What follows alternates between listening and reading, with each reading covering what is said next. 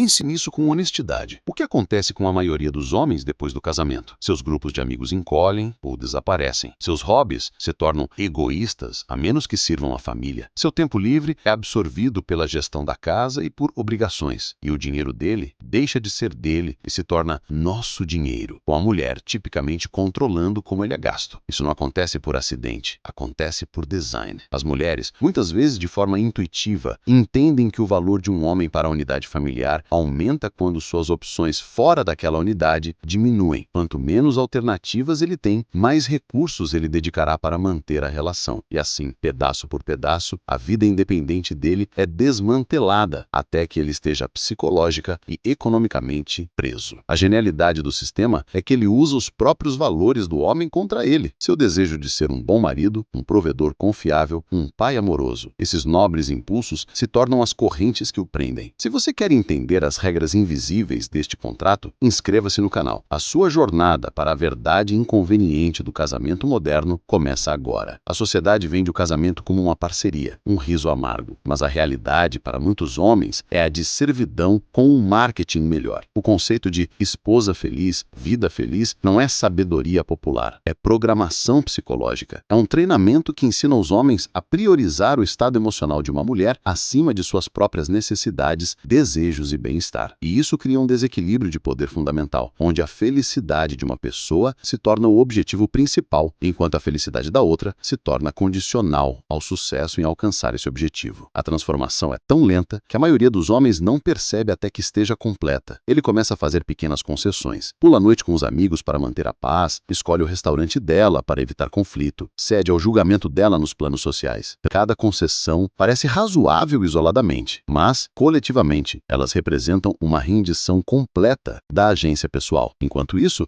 o comportamento feminino em muitos casamentos segue um padrão previsível. Durante a fase de conquista, elas maximizam seu apelo, afeto, interesses em comum, concordância. Após o compromisso ser assegurado, a dinâmica se inverte gradualmente. O sexo se torna uma recompensa, as demandas aumentam, a concordância diminui. A mulher que estava ansiosa para agradar, agora se sente no direito de ser agradada. Isso não é manipulação consciente, é programação evolutiva. As mulheres são biologicamente programadas para garantir recursos e compromisso e depois otimizar o arranjo para o máximo benefício. O homem que não entende essa programação se torna sua vítima. E aqui está a realidade brutal que a maioria dos homens se recusa a aceitar. O amor de sua esposa é fundamentalmente condicional. Ele é baseado na sua utilidade, não no seu valor intrínseco. No momento em que você para de fornecer valor, seja por perda de renda, problemas de saúde ou simplesmente por se tornar familiar demais, aquele amor começa a evaporar. As estatísticas de divórcio provam este ponto. As mulheres iniciam a grande maioria dos divórcios e o fazem quando a análise de custo-benefício do casamento muda a favor delas. Elas não vão embora porque estão infelizes. Elas vão embora porque podem conseguir um acordo melhor em outro lugar ou porque já extraíram o máximo de valor do arranjo atual. E o sistema judicial completa a exploração, garantindo que mesmo com o divórcio, as obrigações de extração de recursos do homem continuem. Pensão alimentícia, divisão de bens, tudo garante que ele continue pagando por uma estrutura familiar da qual ele não pode mais acessar ou se beneficiar. Mas o casamento moderno não explora os homens apenas economicamente. Ele os destrói psicologicamente, atacando seu senso fundamental de identidade e propósito. O homem casado aprende que seus pensamentos, sentimentos e desejos importam menos do que manter a harmonia doméstica. O seu papel se torna reativo, não proativo. Ele existe para resolver problemas, prover soluções e absorver fardos emocionais. Tom professoral. Isso cria o que os psicólogos chamam de desamparo aprendido. Uma condição onde a exposição repetida a um estresse incontrolável faz com que a pessoa pare de tentar escapar, mesmo que a escape se torne possível. O homem casado para de afirmar suas necessidades porque a experiência lhe ensinou que a resistência só cria mais problemas. Aqui, o aha moment. Ele desenvolve o que eu chamo de síndrome de Estocolmo doméstico, a voz baixa. Ele se identifica com os objetivos da sua captora e defende o sistema que o explora, imitando o homem. O sacrifício é amor, meu desconforto é egoísmo. Homens de verdade colocam a família em primeiro lugar,